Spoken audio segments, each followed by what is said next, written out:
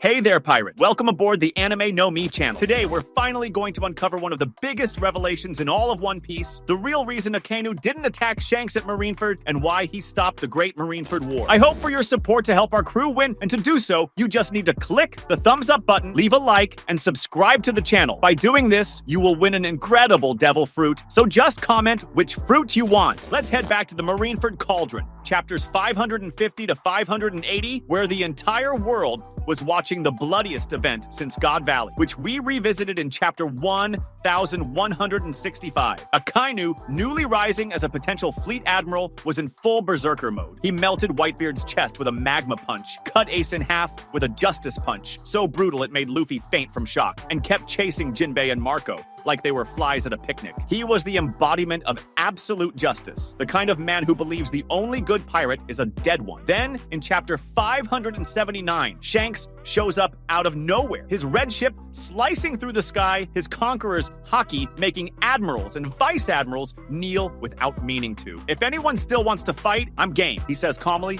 like he's just asking for another drink. Akainu looks at him, grinds his teeth, magma dripping from his fist, and retreats. The same Akainu who fought a dying Whitebeard, tanked quakes from the Gura Gura no Mi, and ignored his own wounds. Why? First clue, timing. In chapter 580, Sengoku, still the fleet admiral, orders everyone to stop. Shanks is a Yonko. Continuing means total war with the entire New World. Akainu may be obsessed with justice, but he's not stupid. He knew the Marines were already at their limit. Whitebeard was dead, but his crew was still standing. Luffy was escaping with Jinbei, and Buggy was turning into a TV celebrity. Attacking Shanks there would have opened a new war front against a man who had already stopped Kaido, something Oda confirmed outside the manga, though every fan already suspected it. But wait, Akainu doesn't care about logic, he cares about justice. So why obey Sengoku? Because deep down, he respects hierarchy, the same chain of command that helped him rise from vice admiral to admiral by executing deserters. In chapter 558, he kills a Marine who tried to flee. Absolute justice includes obeying the boss, when that boss is Sengoku. Second clue,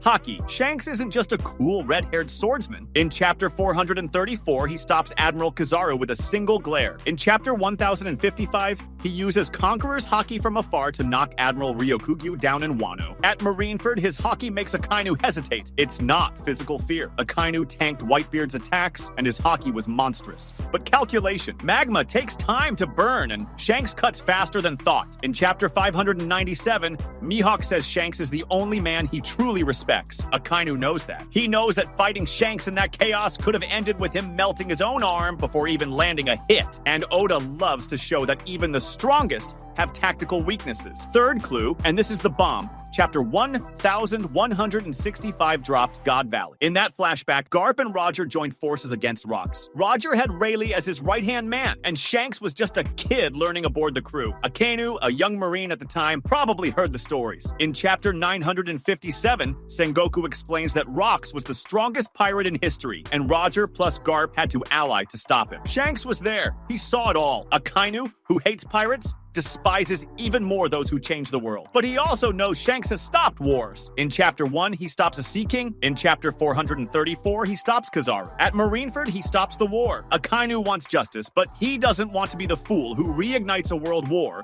when the Marines have already won the day. Now, let's dig deeper into the clues that can help us understand why Akainu backed off at Marineford, and how the final clash between him and Shanks could become one of One Piece's most crucial moments. The Marineford War was a turning point, not just for the characters involved, but for the entire balance between the Marines and the pirates. When we talk about Akainu and his stance toward Shanks, we're dealing with two forces that embody completely opposite worldviews. Akainu, with his absolute justice, is willing to destroy anything that defies marine law and order. Shanks, with his more balanced and open mindset, fights to preserve what truly matters, freedom and peace, even if it means challenging the Marines themselves at times. The key point is that when Shanks shows up at Marineford, he's not just being the hero of the story, he's stepping into a messianic role. He doesn't arrive to destroy, he arrives to stop a cycle of hate and violence that could have spread across the world. As unbeatable as Akainu might seem, he fails to understand that there are other ways to wield power, ways that don't rely on destruction, and that's what truly puts him at a disadvantage. Shanks isn't just an incredible swordsman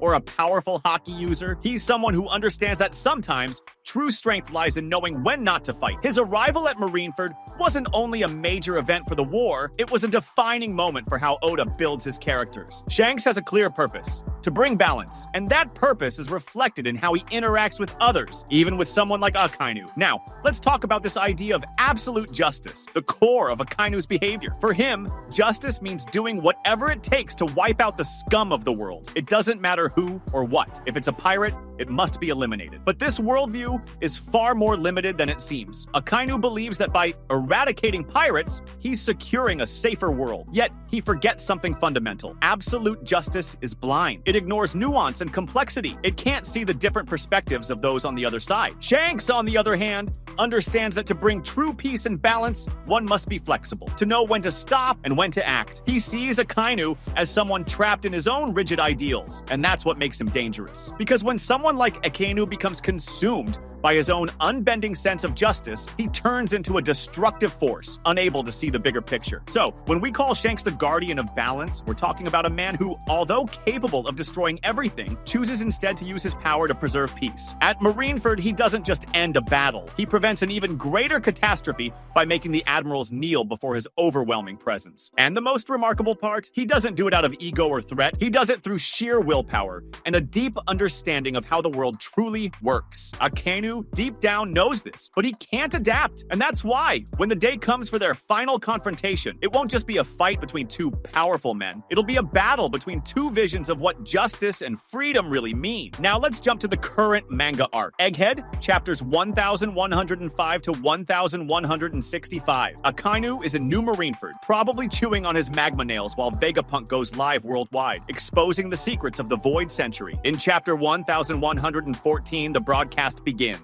By chapter 1125, the Gorosei are in full panic mode, sending Saturn to Egghead. Akainu, who was already furious back in chapter 907 during the Reverie, now sees the entire world discovering that the Marines are nothing but lapdogs for the Celestial Dragons. He's more isolated than ever. Fujitora disobeys orders, Ryokugyu acts on his own, and Kizaru's over in Egghead, half lost. Attacking Shanks at Marineford would have been political suicide. Attacking him now? Even worse. Shanks, meanwhile, in chapter 1079, is in Elbaf, talking with the Giants. Back in chapter 1054, he read the news about Luffy and smiled. The red-haired emperor is playing chess while Akainu's still playing checkers. Speculating based on all this, the next encounter will be completely different. Akainu didn't back off out of weakness. He backed off out of strategy. In chapter 713, after Dressrosa, he sends Fujitora to hunt Luffy and Law, but doesn't go himself. He's waiting for the right moment. That moment might come when Luffy reaches Mariajois, or when Shanks negotiates with the Gorosei, because Shanks has already been there in chapter 907 and walked out alive. Akainu knows Shanks holds information about the One Piece, about Joy Boy, and about the D. In chapter 1165, the flashback shows Roger laughing with a young Shanks. That's what Akainu wants. The One Piece for the Marines, for his vision of absolute justice. But to get it, he needs Shanks alive, or at least he can't kill him in a fit of rage. Now picture the future.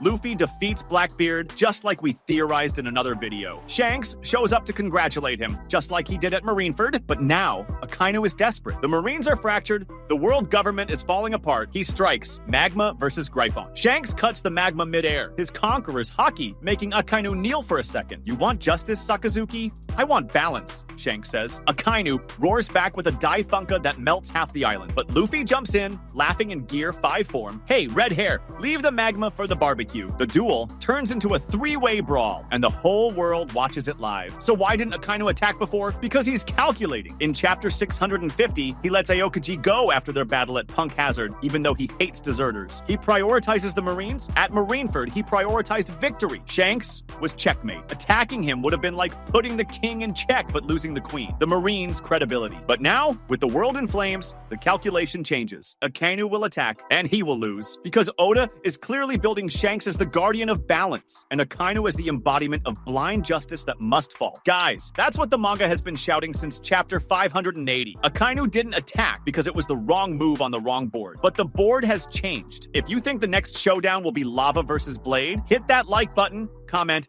Shanks for the magma, and subscribe for more One Piece heat. Until the next wave, stay as free as the sea. That was today's content. We hope you liked it and want to share your opinion on the subject. Don't forget to share the video, give it a thumbs up, and I'll see you in the next video. Take care and stay amazing.